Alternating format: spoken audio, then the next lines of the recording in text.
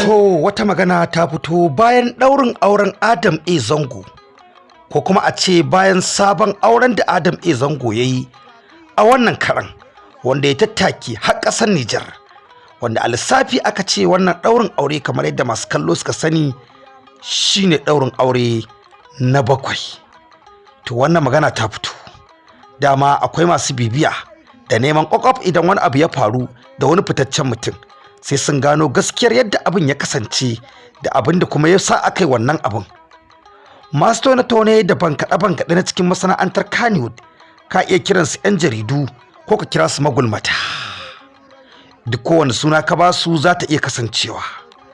Ita dai an ɓoye fuskar wannan mata da Adam A Zango zai aura ko kuma ya aura a yanzu haka a matsayinta na sabuwa. Duk da dai an ji waccan maganar da ita tsohuwar matar tasa wacce suka rabu Maimuna kenan ta yi, babu ɓatanci, babu wasu faɗar sirrika miyagu a tattare da Adam A Zango.